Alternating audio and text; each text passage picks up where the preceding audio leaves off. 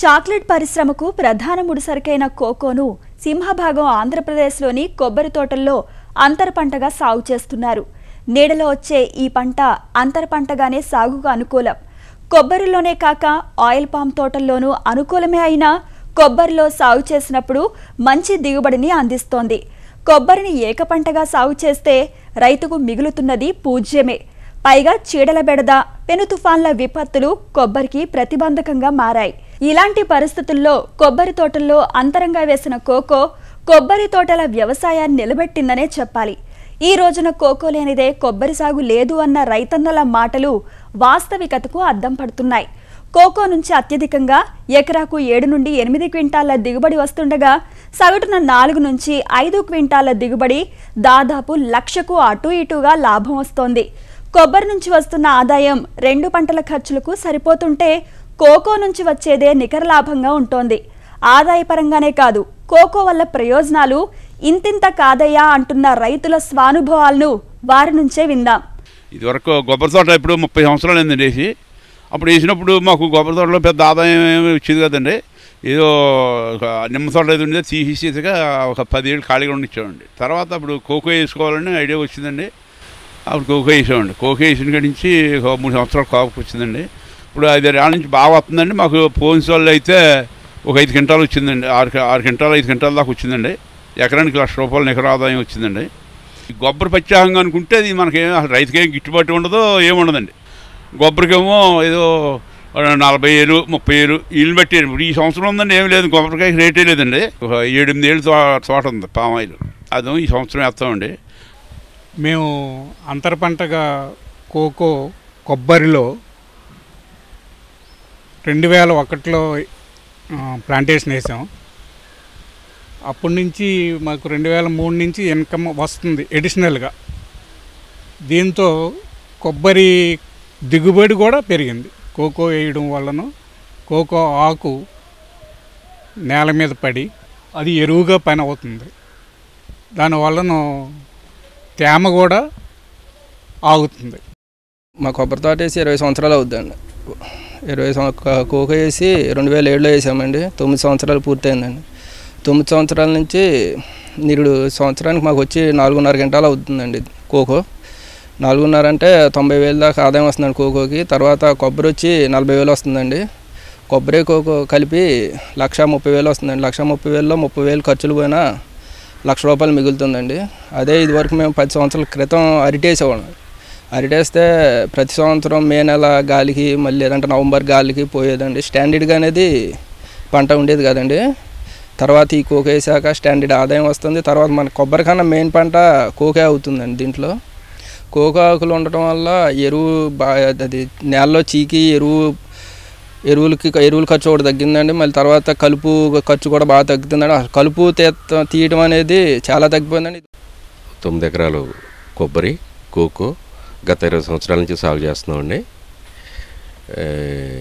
కొబ్బరిలో కోకో వేయటం వల్ల మాకు ఇన్కమ్ పరంగా చాలా బెనిఫిట్స్ ఉన్నాయండి.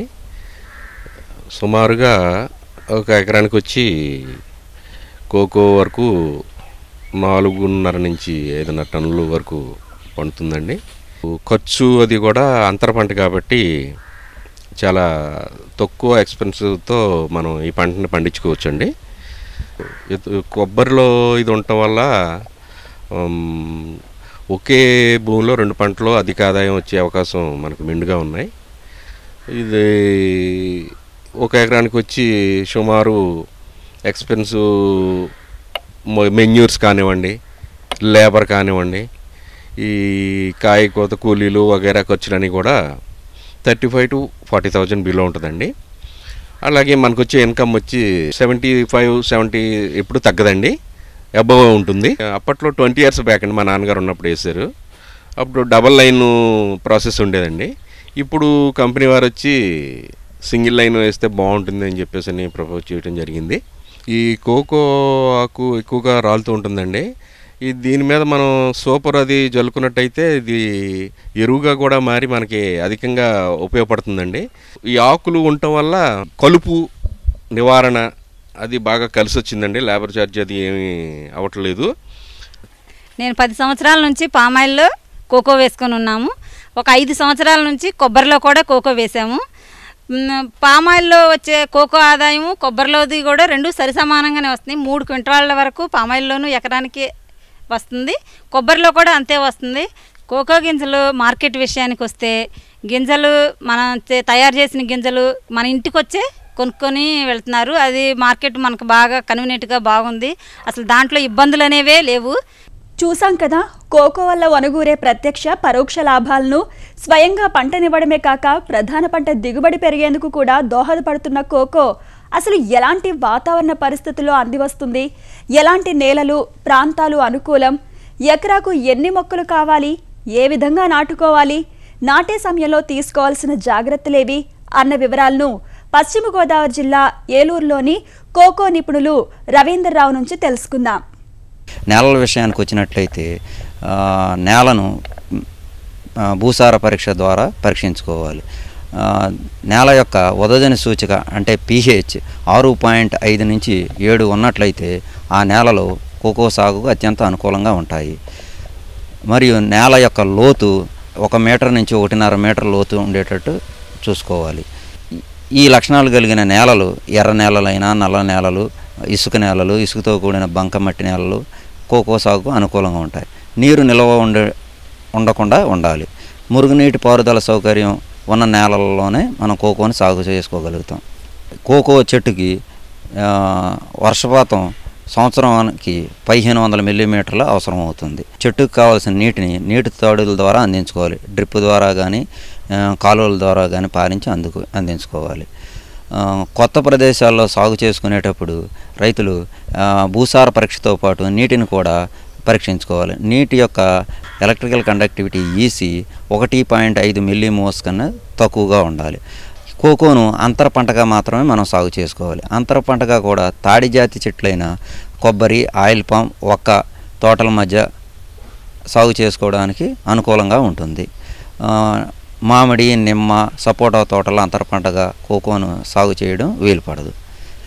అలాగే చౌడు నేలల్లో కూడా కోకో సాగుకు అనుకూలం కాదు. కోకో 40 సంవత్సరాల పాటు దిగుబడినిచ్చే పంట. అందువలన ప్రతి విషయాన్ని జాగ్రత్తగా గమనించుకొని కోకో సాగును మొదలుపెట్టుకోవాలి. సహజంగా కొబ్బరి తోటలను 25 అడుగుల నుంచి 30 అడుగుల ఎడ ఉండేటట్టు కొబ్బరి చెట్లను నాటుకొని సాగు చేస్తూ ఉంటారు. 2 కొబ్బరి వరుసల మధ్య ఒక కోకో వరుస ఉండేటట్టు చూసుకోవాలి. ఈ కోకో వరుసలోని మొక్కల మధ్య దూరం 10 అడుగులకు తగ్గకుండా చూసుకోవాలి.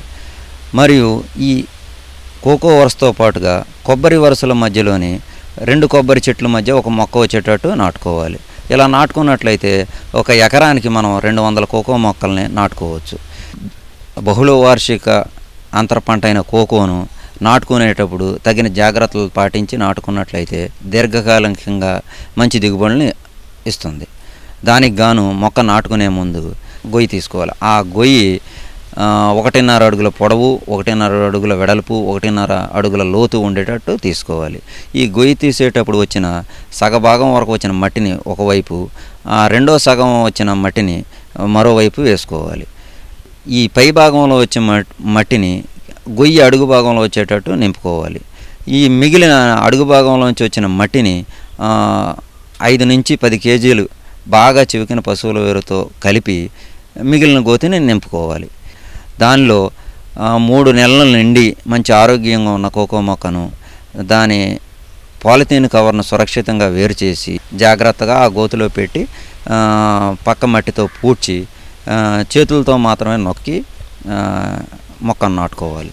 ఈ నాటుకున్న మొక్కకు ఊతంగా ఒక కర్ర మొక్కను కట్టుకోవాలి. ఈ ఊతం కట్టిన తర్వాత మొక్కకు నీటిని అందించి జీవతడిని ఇవ్వాలి. కోకో నాటుకోవడానికి అనుకూల సమయం చెప్పుకోవాల్సి వస్తే జూన్, జూలై నెలల నుంచి జనవరి నెల వరకు మనం నాటుకోవచ్చు. కోకో మొక్కలను మన రాష్ట్రంలో 3 నర్సరీలలో ఏలూరు దగ్గర గంగన్నగూడెం, నిడదవోలు దగ్గర కోరుమామిడి మరియు తూర్పుగోదావరి జిల్లాలో రాజమండ్రిలోను పెంచి రైతులకు అందుబాటులో ఉంచింది. ఈ మొక్కల యొక్క విత్తనం కేరళ అగ్రికల్చర్ యూనివర్సిటీ వారి వద్ద అధిక దిగుబడినిచ్చే రకాలను అభివృద్ధి చేసి రైతులకు అందుబాటులో ఉంచింది. దీంతో పాటుగా ఆంధ్రప్రదేశ్ ప్రభుత్వం కోకో సాగును ప్రోత్సహించే ఉద్దేశంతో సబ్సిడీలు ఇచ్చి ఎంతగానో ప్రోత్సహిస్తుంది. కోకో పంట దిగుబడి విషయానికి వచ్చినట్లయితే కొబ్బరి తోటల్లో అంతర పంటగా నాటుకున్న 1 ఎకరం కోకో తోట నుండి అంటే 200 కోకో చెట్ల నుండి ఒక్కో చెట్టుకి 5 సంవత్సరాల వయసు నిండిన తర్వాత 2 కేజీలు ఎండుగింజ దిగుబడి సరాసరిగా వస్తుంది. అలా చూసుకున్నప్పుడు 1 ఎకరానికి 200 చెట్ల నుంచి 400 కేజీల ఎండుగింజ సరాసరి దిగుబడి వస్తుంది. 400 కేజీలకు గాను 80,000కు తగ్గకుండా రైతుకి ఆదాయం వస్తుంది. ఇందులో ఖర్చుల నిమిత్తం 20,000 తీసేసినట్లయితే 60,000 రైతు తప్పకుండా పొందవచ్చు. కొబ్బరి తోటల్లో కోకో కూర్పు నాటే విధానం గురించి తెలుసుకున్నాం కదా. వచ్చే బుధవారం కోకోను ఆయిల్ పామ్ తోటల్లో అంతర పంటగా ఎలా నాటుకోవాలో తెలుసుకుందాం. కోకో సాగుకు సంబంధించిన సాంకేతిక సలహాల కోసం అసిస్టెంట్ మేనేజర్ రవీందర్ రావును 9849787542 ఫోన్ నెంబర్లో సంప్రదించవచ్చు.